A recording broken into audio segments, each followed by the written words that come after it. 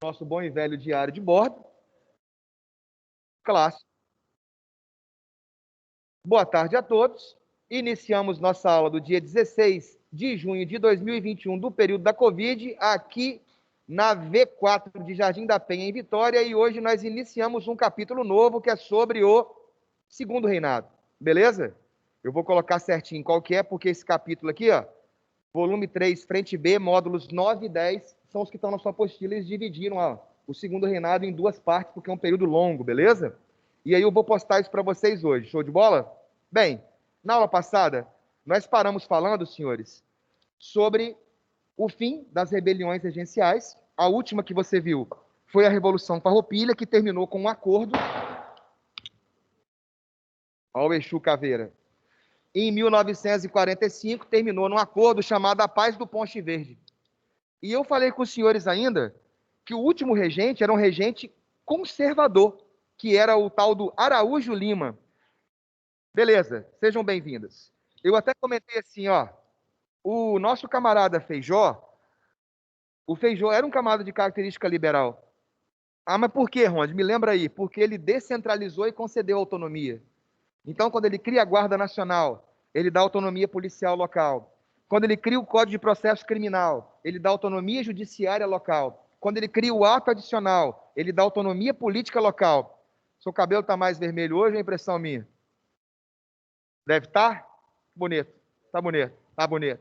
E aí, senhores, o que vai ter mais além disso aí?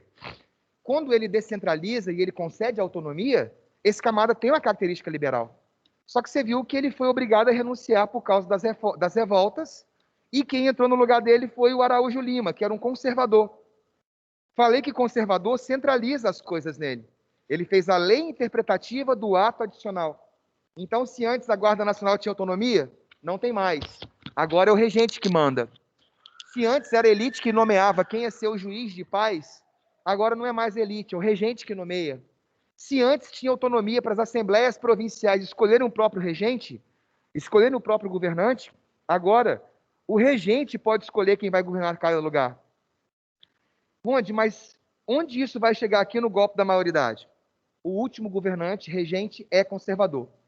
E no Brasil, dessa época, e quiçá, até os dias de hoje, em muitas situações, tem uma frase política que fala que quem está no poder comanda o resultado da eleição. Se quem está no poder comanda o resultado da eleição, você pode ver isso nos últimos tempos, tá? É raro alguém que estava no poder e se candidatou à reeleição e não foi reeleito. Aí você fala, por quê? Você tem que ter sido um camarada muito ruim durante os 4 anos do seu mandato, sacou? Ou não ter habilidade para poder fazer a máquina pública trabalhar para você.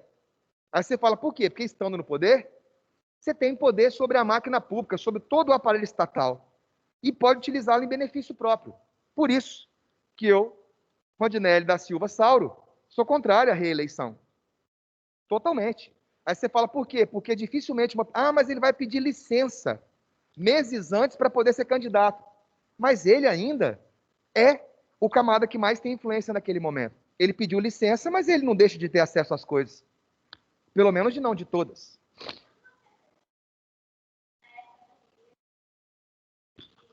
Reeleição. Tem. Você tem que pedir licença, se ausentar do cargo, no mínimo 3 meses antes. Sacou? Só como eu estou te falando, além de ser um curto período, quem fica no seu lugar é o vice. A não ser que você tenha um vice que também vai se candidatar. Você acha que ele não vai continuar trabalhando para você? Essa que é a parada. Então a pessoa tem que ser muito honesta, muito incorruptível. Oi?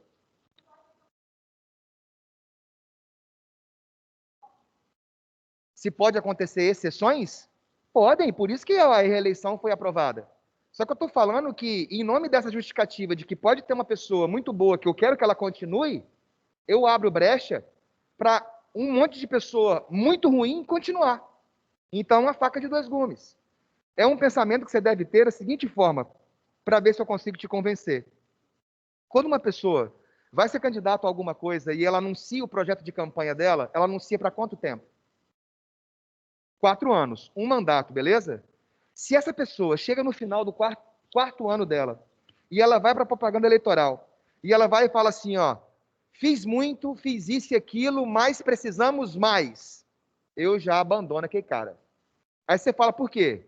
Porque se você em 4 anos não conseguiu terminar aquilo que você se propôs a fazer para mim, você já mostrou que você foi incompetente naquilo. E eu não vou te dar mais 4 anos de chance. Sacou? Esse é o pensamento meu. Beleza?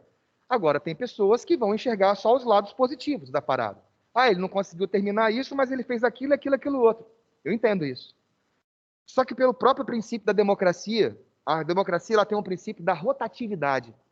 Então, quanto mais pessoas tiverem a possibilidade de ocupar o poder, mais democrático é. E o outro detalhe, quando uma pessoa passa a se perpetuar muito tempo naquele cargo, ela passa a descobrir todos os macetes, todos os caminhos, todos os atalhos para você conseguir fazer o que é legal e também o que é ilegal.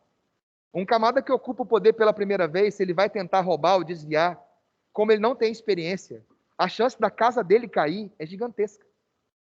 Políticos profissionais, aqueles que vão renovando, são cobras criadas, velho. Eles já sabem o que eles podem e o que eles não podem. Sacou? E ficam ocupando cadeiras no Congresso Nacional para uma vida inteira sem ter mudança. Então, a reeleição ela foi aprovada no Brasil, na época, por um medo de se perder o mandato e entrar o partido de oposição. Na época do Fernando Henrique Cardoso, se criou a reeleição. Não existia reeleição na Constituição de 1988. Não existia.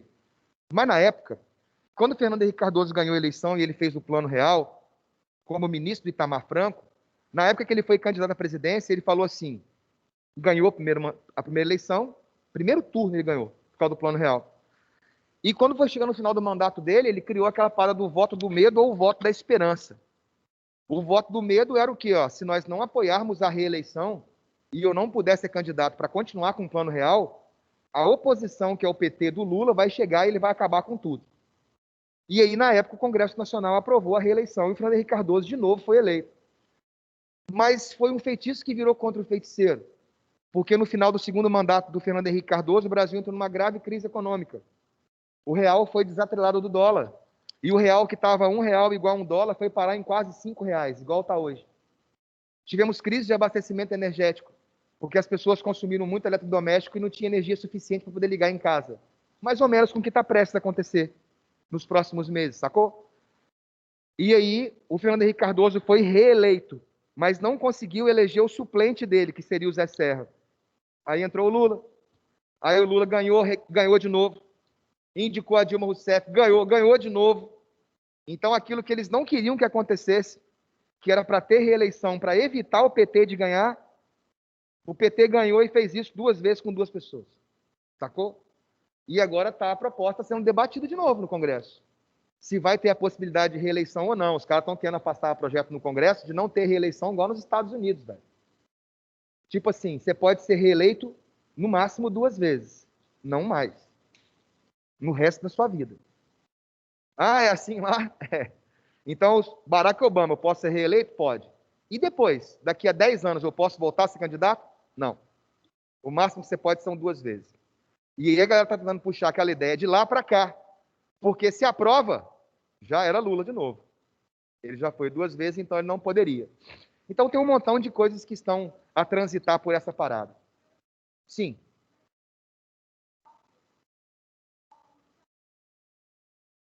Sim.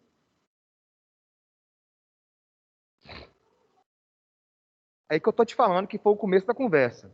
Existem governos que são positivos e que são prósperos, mas na visão de quem os apoia. Na visão dos republicanos, o Barack Obama foi uma merda. Sacou? E aí vem a grande parada. E tem possibilidade de ter exceções? Constituição não é um negócio para ter exceção. Mas tem. Exemplo. Durante a crise de 1929, o Roosevelt foi eleito depois de uma sequência de presidentes republicanos. E aí o Roosevelt foi eleito como democrata. O Roosevelt foi eleito 4 vezes. Você tem uma leve ideia? 4 vezes. Ele morreu no 4º mandato dele. Onde? Mas a Constituição não fala que só pode ter no máximo 2 mandatos, não pode ter um terceiro, mesmo que não for consecutivo. Ele teve 4 consecutivos. Se abriu uma brecha na Constituição e a votação popular confirmou ele pelo 4º mandato. Ele morre no meio da Segunda Guerra. Então existe essa possibilidade, mas é algo pouco provável. E tem uma outra parada. Se o seu governo for um governo tão bom, igual imagina você citou o Barack Obama, o que vai acontecer é que o camarada vai ter tanta popularidade que ele é capaz de passar os votos dele para outro cara do mesmo partido, da mesma ideologia para continuar. Então, não precisa de ter reeleição indefinida. Se o camarada for bom, ele vai colocar outra pessoa que vai continuar o projeto dele. Nós não podemos imaginar que nós temos que ficar dependentes de uma única pessoa, igual no Brasil acontece. Você imagina, nós estamos prestes a ter eleição daqui a 1 ano e meio e a gente não tem muita opção no horizonte. Sacou? Não tem. Fala.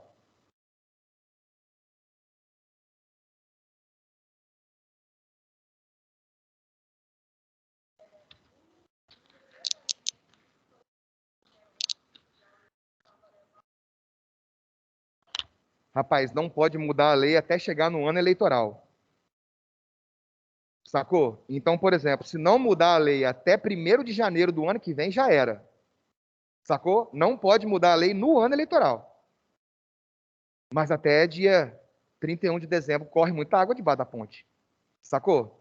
Mas as possibilidades são menores. Não poderia. Ela iniciou um segundo mandato, ela foi. Então já contou. Igual, por exemplo, quando teve o Proclamou República do Brasil, o Marechal Floriano era vice e depois se torna presidente. Ele saiu ao final de 4 anos. E aí a galera na época falava, por que ele não foi reeleito? Aí eu falei, porque não tem reeleição. Por que ele não se candidatou a presidente? Eu falei, porque ele já foi presidente. Ah, mas ele era vice, mas se tornou presidente. Então não pode mais. Sacou? Beleza? Bora lá. Como eu estava te falando, quem está no poder comanda o resultado da eleição. Então, nessa época, quem estava no poder era um regente conservador. Só ganhava no Congresso Nacional a maioria conservadora. O que os liberais tiveram a ideia? Se nós não conseguimos, aí você vai ver que é algo bem próprio do Brasil. Quando quem está na oposição não consegue derrubar quem está no poder via eleição, eu vou tentar outra via.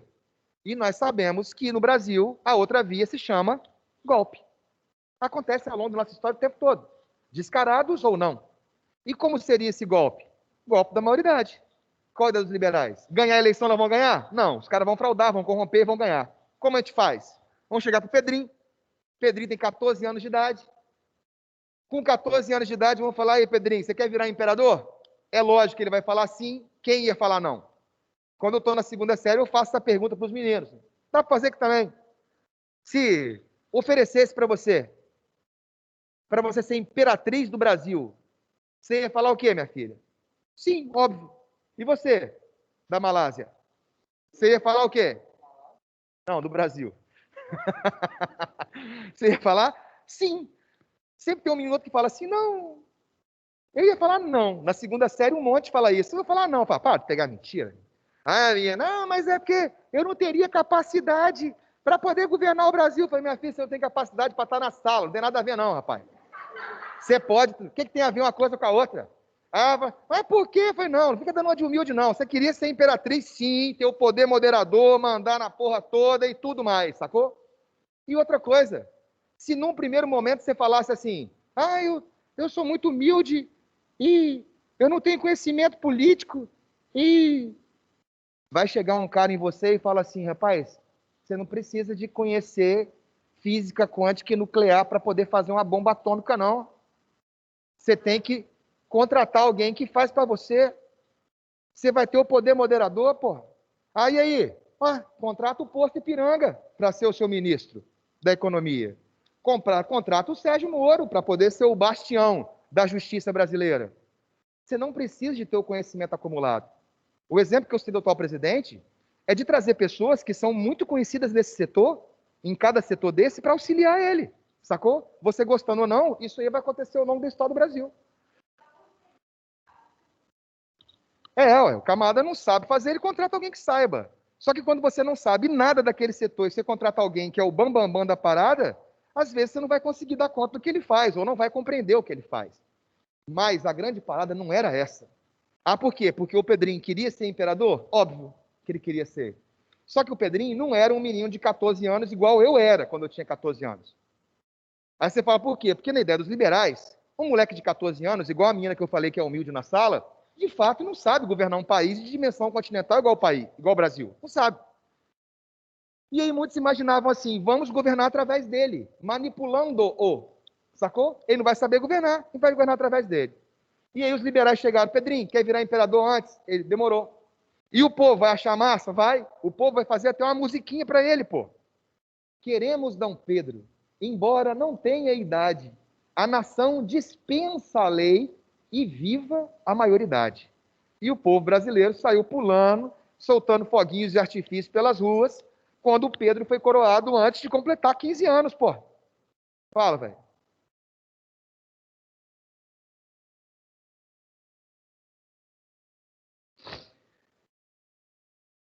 A população é tosca. O Camada perguntou aqui qual que é o ponto positivo de ter um imperador menor de idade no poder para a população brasileira na época. A população brasileira na época acreditava na teoria do direito divino dos reis.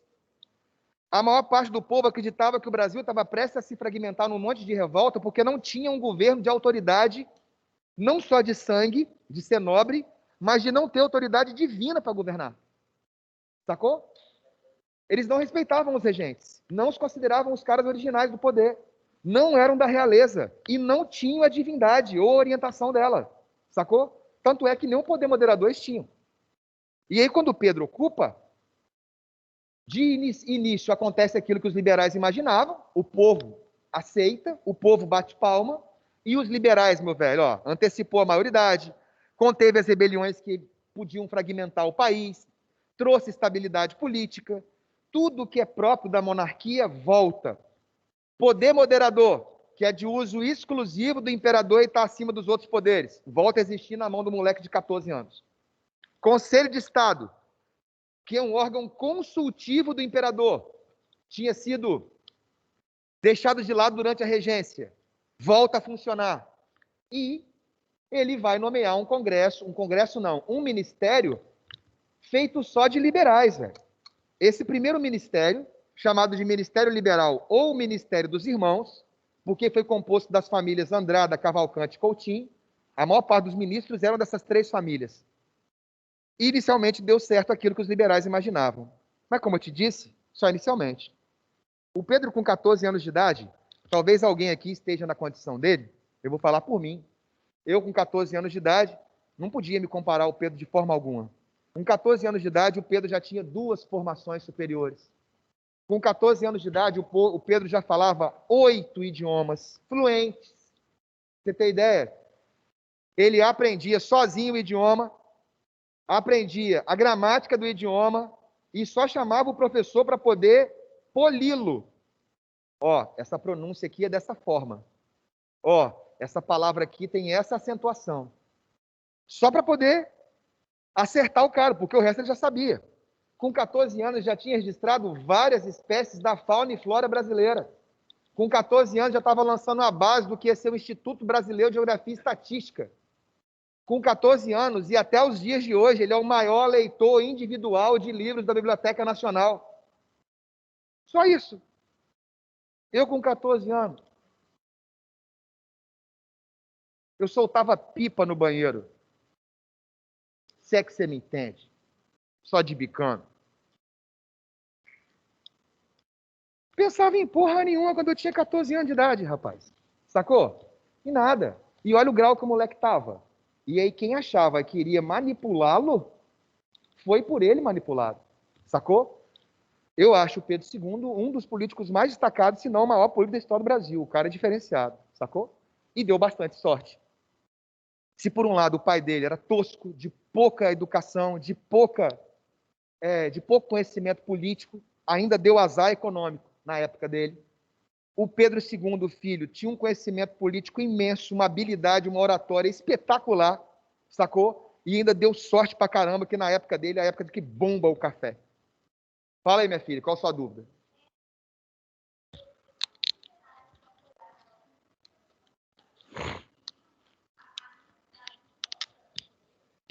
Não, não. Você tem que imaginar que os conservadores, eles queriam que a Constituição fosse seguida e pela Constituição o imperador só poderia ser imperador com 18 anos.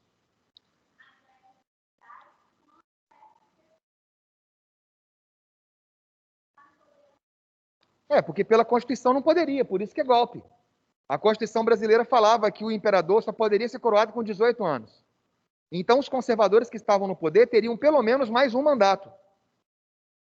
E como quem estava no poder, os conservadores, eles iam ficar mais um mandato, porque eles iam ganhar a eleição. Então, os liberais, sabendo que não vão ganhar a eleição, sabendo que o Pedro só poderia ser coroado com 18 anos, o que eles fazem? Vão perguntar para o Pedro se ele quer ser coroado antes. Se ele for coroado antes, acaba a regência. Se acabar a regência, nós que ajudamos ele a chegar no poder, liberais, vamos governar junto com ele.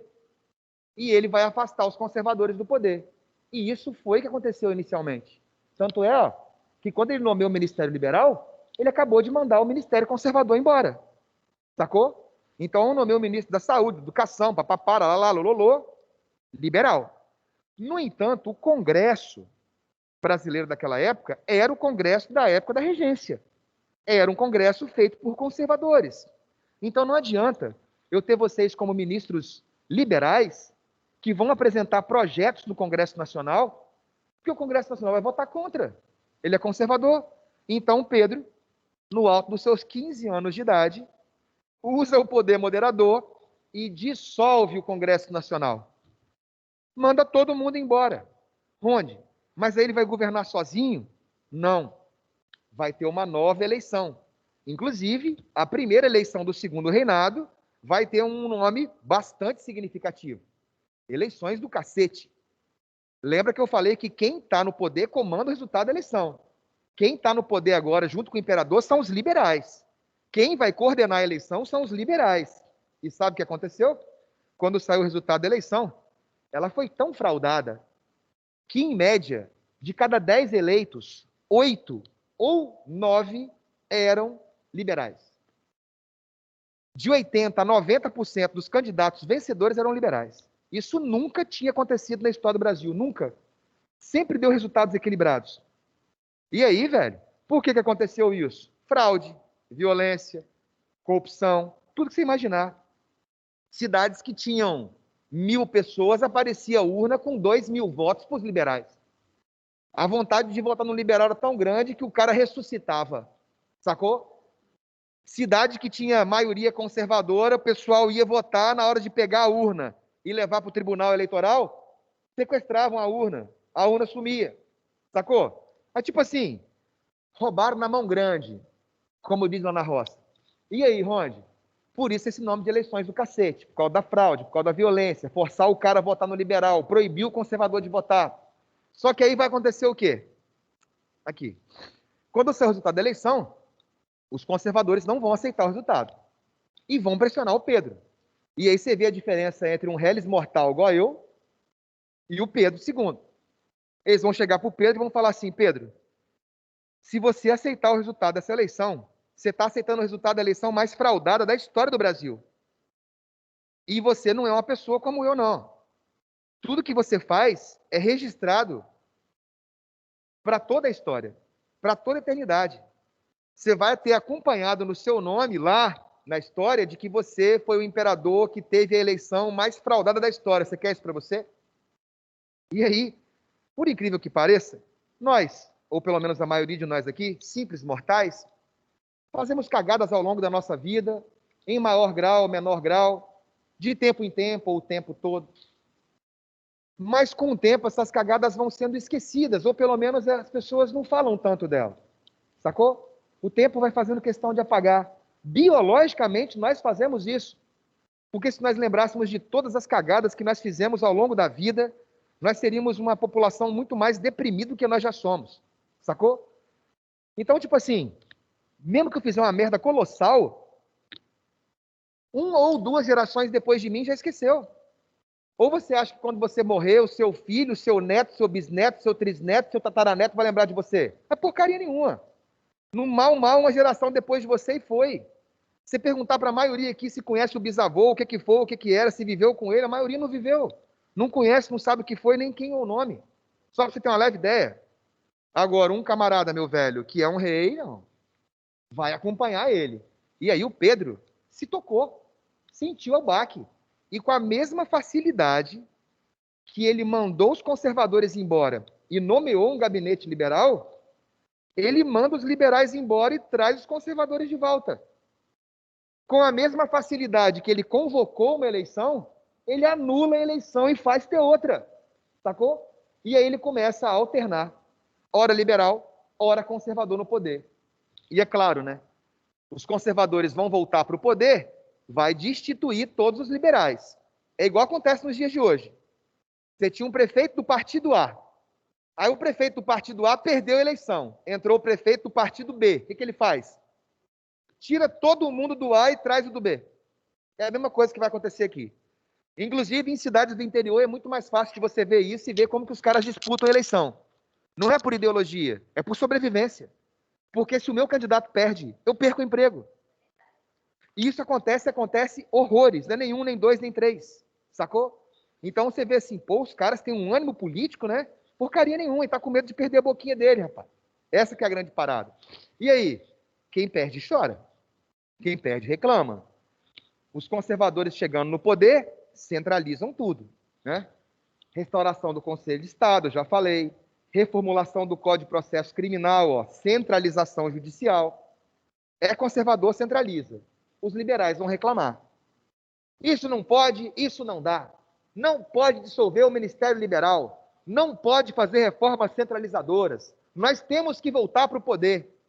Vai querendo voltar para o poder, porque quem está agora é conservador. Ah, vocês não vão sair, não? O rei não vai trazer nós de volta, não? Então nós vamos nos revoltar.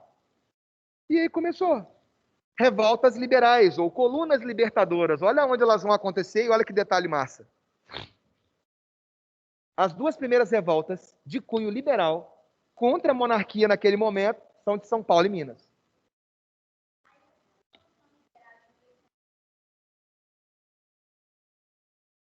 As revoluções liberais de 1842 são as colunas libertadoras. Sacou? Porque essa revolução liberal, ela está defendendo isso aqui. A dissolução do Ministério dos Irmãos, ela é contra isso. Ela é contra as medidas conservadoras e defendem o retorno da autonomia das províncias. Como o imperador não vai atender isso aqui, vão surgir dois movimentos rebeldes, chamados de colunas libertadoras, um em São Paulo, outro em Minas Gerais. Sacou? E olha quem é que vai acabar com as duas. O imortal Caxias. Vai lá e liquida as duas. Mas eu falei que isso aqui é um negócio interessante pelo fato de que você vê começando a aparecer o futuro do Brasil. As duas elites que vão se tornar mais poderosas no futuro por causa do café. E que vão ser importantes no processo de derrubada da monarquia. E que depois ocupam o poder na forma da República do Café com Leite. Então você observa que elas começam a questionar o poder logo no começo do segundo reinado. E vão demorar mais de 60 anos para efetivamente chegar no poder. Essa é uma parada massa que quando você não tem uma história de longo prazo, você não consegue enxergar. Vou te citar um outro exemplo. Ó. Aqui os caras estão em 1840, beleza? Questionando e querendo derrubar a monarquia. Já são republicanos, tá? Eles só vão chegar ao poder quando? Lá em 1894, no último ano do governo do Marechal Floriano Peixoto. Sacou? Quando começa a República do Café com Leite ou a República Oligárquica.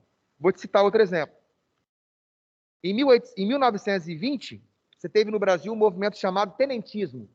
Sacou? Movimento tenentista, que teve a revolta do Forte de Copacabana, Coluna Prestes, não tem? Aqueles militares tentavam derrubar a República Velha, implantar uma república militar de caráter ditatorial, positivista, baseada nos ideais da ordem do progresso. Eles não conseguiram na década de 20, beleza? Vão conseguir quando? 40 anos depois, em 64. Aqueles camaradas que na década de 20 eram simples tenentes, 40 anos depois eles vão ser generais ou marechais. Então a ordem que um tenente dá é acatado por uma galera. A ordem que um general ou um marechal dá é acatada por todo mundo. Sacou? Então o projeto de poder político, ele não é um negócio que acontece de um ano para outro. Sacou? Não é um negócio curto. Fala, velho.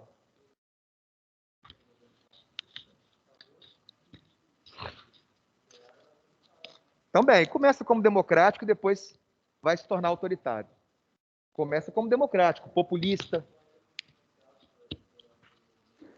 O Getúlio Vargas, ele também utiliza os militares para poder chegar ao poder.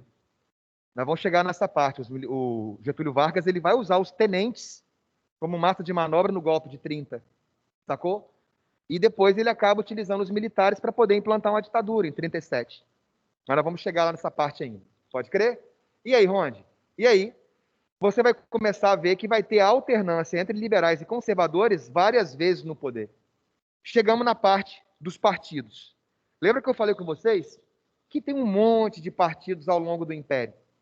E aí, ó, falei, no primeiro reinado tem o Partido Português, o Partido Brasileiro e o Partido Exaltado, ou o Radical, que eu falei que alguns livros de história nem traz, ó. Nesse aqui nem traz, ó.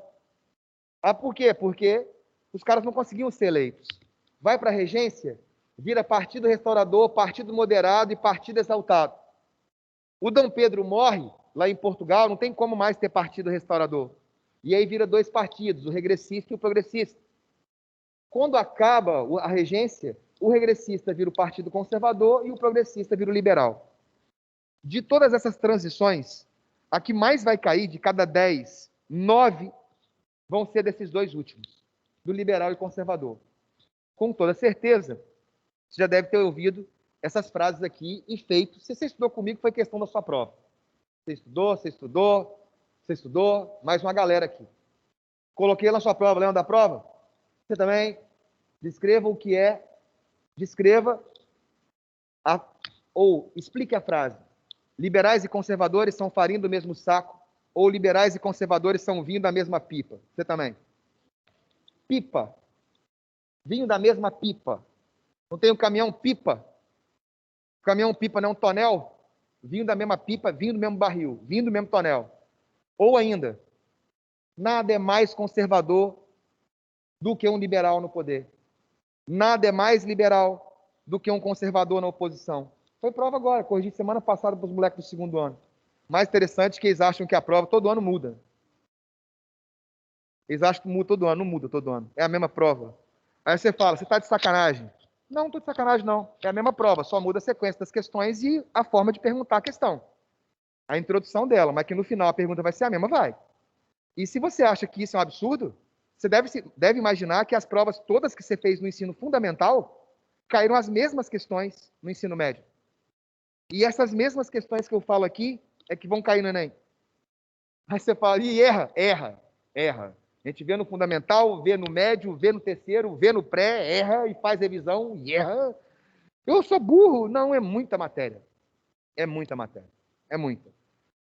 Para quem vai fazer uma multiplicidade de paradas, sem saber tudo de todas as matérias, é um negócio diferente. Né?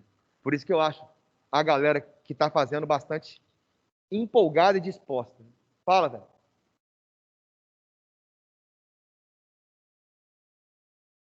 Sim. Continuava, o filho dele está aqui. Mas restaurar, mas por isso que virou outro, velho. Aqui, ó. Quando o Partido Restaurador acaba, quando Dom Pedro morre, ele não acabou. Eu não posso ter um nome mais restaurador. Porque se eu defendi o retorno do Pedro I e ele morreu, não tem como mais. Então ele vira, ó. Não é muito diferente, né? Não, saca só o nome. Regressista e restaurador, você acha que é muito diferente? Se você quer regressar, você quer ser como era antes.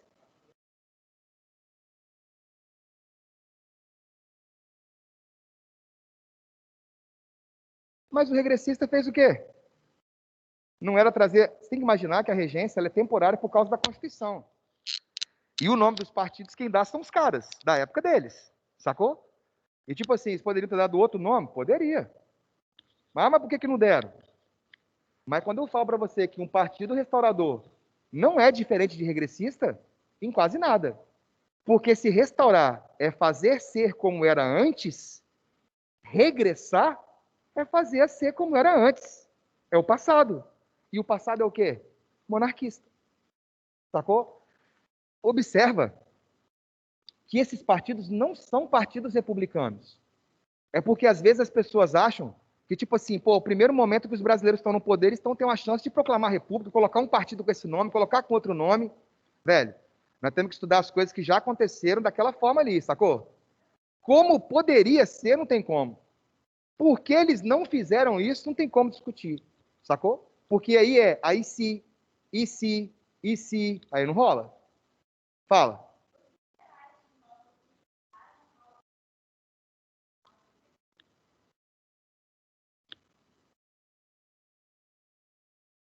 Sim. Aqui. Progressistas e regressistas. Uma parte vai para lá, outra parte vai para cá. Deixa eu explicar uma coisa. Quando você vai ver um partido até os dias de hoje, os partidos eles não são unânimes. Você não vai ter num partido pessoas que todos eles defendem a mesma ideologia. Nunca vai ser. Por exemplo, dentro do PT, que é um partido que todo mundo conhece, existiam várias áreas. Existiam áreas dentro do PT que eram áreas mais radicais, áreas mais progressistas, áreas mais democráticas, áreas mais ditatoriais. Dentro do PT, por exemplo, tem uma linha trotskista, tem uma linha stalinista, tem uma linha maoísta, tem uma linha leninista. Dentro do PT tem 4 linhagens de partido, só para você ter uma leve ideia. Isso quando ele foi fundado, tá? Porque hoje tem muito mais. Dessas 4 linhas, elas saíram do PT e virou PSOL, PSTU, PCO, sacou? PTB já é outra designação. Surge no momento diferente, surge como um outro partido logo na origem, diferente do PT. Estou falando que surge do PT. Rede, PSOL, PCO, PSTU, tudo dele. Quer dizer, então, que dentro de um partido liberal moderado, tem pessoas que são mais conservadoras e pessoas que são menos conservadoras. Sacou? E trocar de partido no Brasil é um negócio que vocês precisam de enxergar. Não existe fidelidade partidária no Brasil, a não ser para os eleitores que são idiotas. Aí você fala assim, por quê? Você está agredindo os eleitores? Não, estou agredindo não, são idiotas. Porque quando você vai perguntar para um político se ele tem fidelidade partidária, ele não tem. Por que eu vou votar? Eu vou ter fidelidade. Ó, vou falar por mim, brother. Ano passado eu fui candidato a vereador, já falei isso aqui. Antes de ser candidato, eu tinha uma dúvida. Em qual partido eu vou? Sacou? Qual que vai ser? Qual foi a experiência que eu fiz? Visitei vários políticos. Visitei o Sérgio Majestic, visitei aquele Érico Musso, visitei o Pasolini, visitei a Fátima Couse, visitei um monte, falei com um monte deles. Eu ia na Assembleia, na Prefeitura, falei com um monte. Na Assembleia Legislativa, eu falei com 8 deputados, tá? 8. Marquei sessão, fui lá, os caras me receberam, pá, pá, pá, pá, pá, pá, pá. Sabe o que todos eles falam comigo de igual? Na primeira frase, eu perguntava, em qual partido você acha que eu devo me candidatar? Eles falavam assim, Rondinelli, não importa em qual partido. Eu falei, como não importa?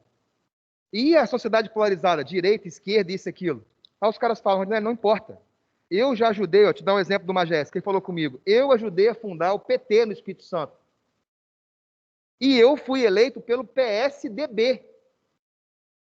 E hoje eu estou no PSB. E daqui a pouco eu mudo para outro partido que me dê uma condição melhor. Você simplesmente vai olhar o partido que vai te dar melhor condições para você ser eleito. Se você vai precisar de mais ou menos voto. Se tem mais ou menos pessoas naquele partido que vão puxar voto e fazer você ser eleito. Aqui dentro, entre nós, não tem direita e esquerda, não. Isso só aparece na televisão, só aparece em debate. Aqui dentro, ó, um sabe que pode mudar para o partido do outro a hora que quiser. Por isso que eu falo. Então, quando a gente começa a estudar a história e ver a formação política partidária, e você imagina que vai ser uma coisa do começo até o fim, ela nunca é. De que aquele camarada vai defender aquela posição do começo até o fim, também não vai, ele vai mudar ao longo da história dele. Tem alguns políticos que são ícones do partido. Você nunca viu o Lula fora do PT, a não ser no período da ditadura, sacou? Que ele estava lá no MDB. Depois disso aí, ele só ficou nesse partido, sacou? Agora, no geral, a maioria muda. São raros aqueles que ficam no poder do começo até o fim, igual, por exemplo, um Leonel Brizola, que ficou no PMDB até morrer. Ou Leonel Brizola no PTB. Um Ulisses Guimarães, que ficou no PMDB do começo até o fim, até morrer. Essas questões são raras, sacou? Então, aqui dentro, chega lá, pode entrar aí, desculpa. Esses partidos, eles não têm fidelidade partidária. Eles vão mudar de acordo com os interesses de cada um. Show de bola? Então, na aula que vem, a gente vai ver liberais e conservadores qual é que é. Show de bola? Chega aí, Ede. Beijo, beijo, beijo para vocês. Tchau.